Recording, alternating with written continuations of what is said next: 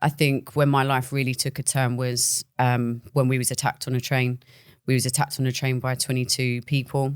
At the time, I was pregnant with my firstborn. And then after that, I guess that's when Michael then went into a coma, who is the father of my child. And I think then is when I kind of went downhill. I mean, being attacked on a train at how old were you? Just turned 17. 17. And then your partner goes into a coma. Mm-hmm. You're pregnant.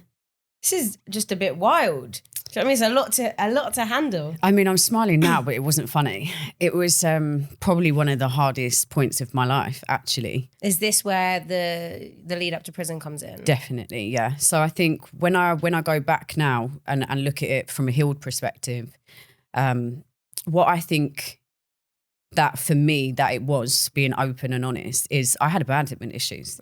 So I was constantly looking for love and loyalty in the wrong places. So growing up, I didn't really have much of a relationship with my mum and dad. Not to say they didn't try hard their best, because they did, but I just didn't have that relationship. And I think now that was a generational thing. I think a lot of my parents from our generations, they was at work all the time. A lot of us grew up with our nan and granddads. But before, I held that and I was really angry about that. And I just had these abandonment. I've always felt abandoned, like no one really cared. And I think that was then where I was trying to find that in the wrong places.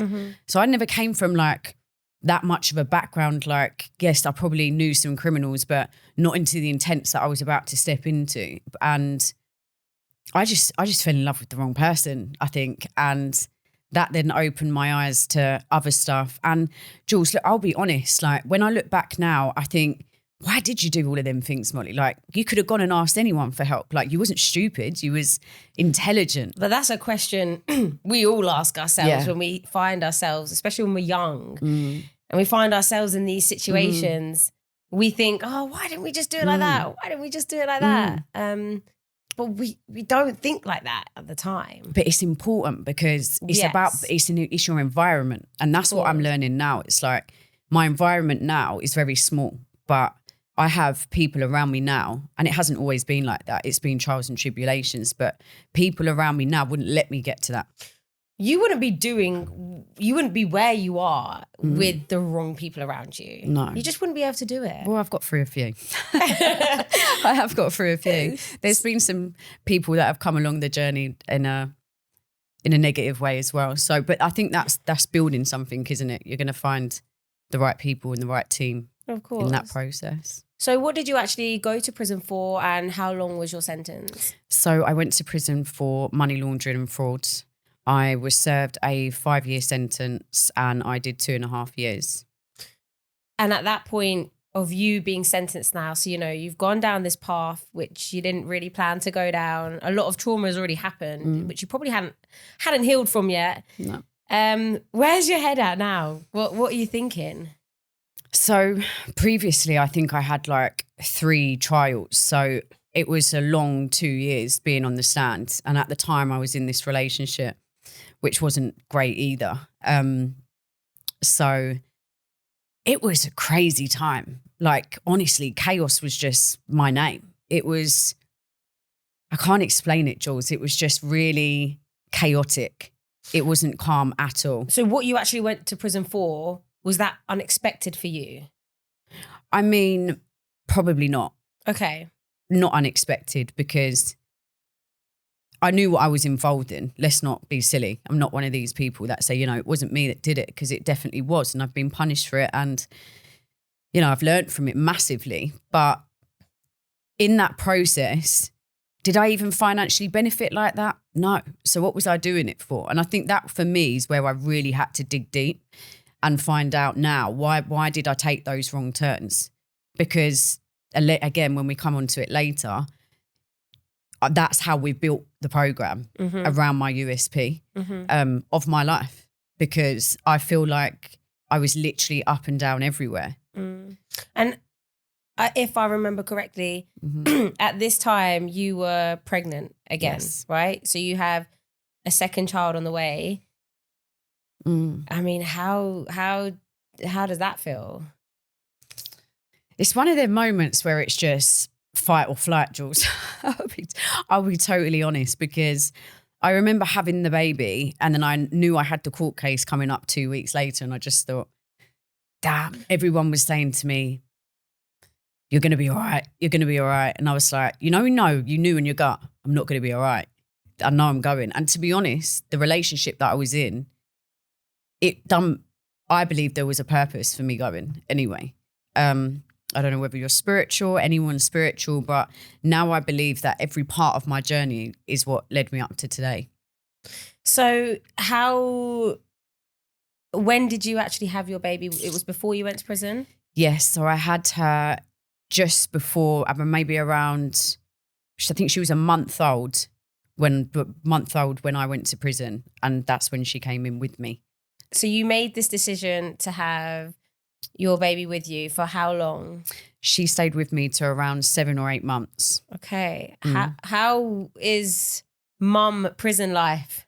What was that like? I mean, it wasn't an easy decision to make. And what prison was this in? Bronzefield. Bronzefield. So they had mother and baby unit in Bronzefield. Yeah. They don't have that many prisons, am I correct? Did you have to ask to go there, or?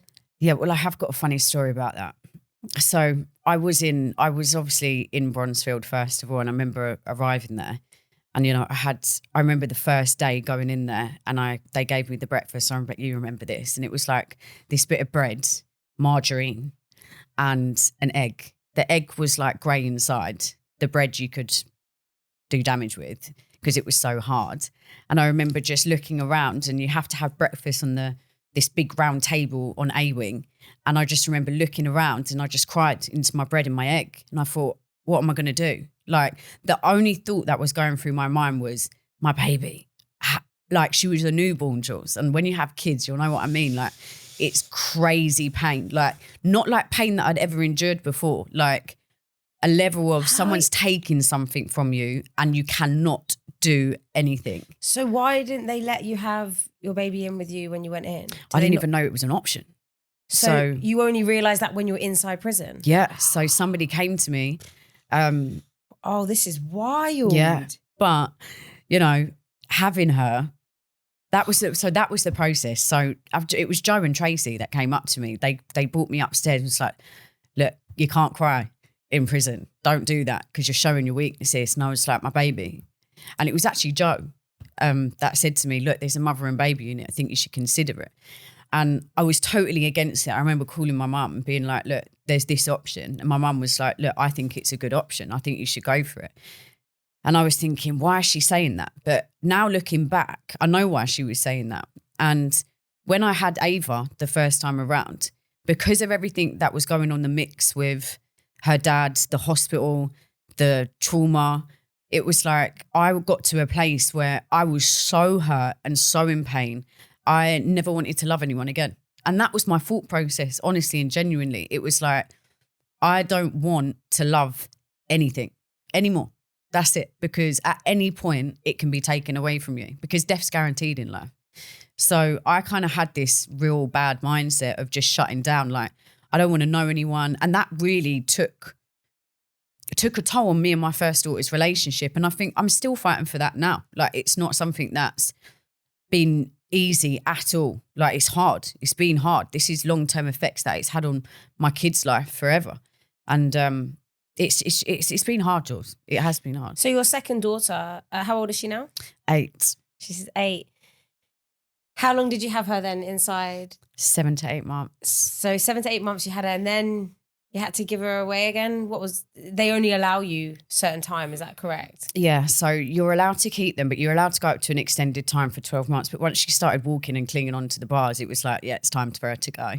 Because I just needed to have that bond. She needed to smell me and I needed to smell her. And that was the idea of bringing her in. It was never going to be for long term. Yeah. It's not the suitable place. I guess if you have to, you have to. But for me, I made that decision of when she started to understand and be able to talk, I don't think it's the place for her. So, yeah, I chose to send her back out. Have you told her she was growing up in prison? I mean, she definitely knows because she comes on all my meetings with me when we do the board meetings. So like, she comes in and she does everything with me. So she understands what I do for a job now. And she she hears things around it. But for her, I guess it's just normal. Like, I'm a mum and that's it. Like, our relationship now is just... That's so special, It's so isn't it? tight, Jules. It's so tight. I'm so glad you had her in. Just you saying the part of like, she needed to smell you, you need to smell her. That's like, that's so emotional, isn't it? Don't make me cry. We said we're going to do that today. I went there.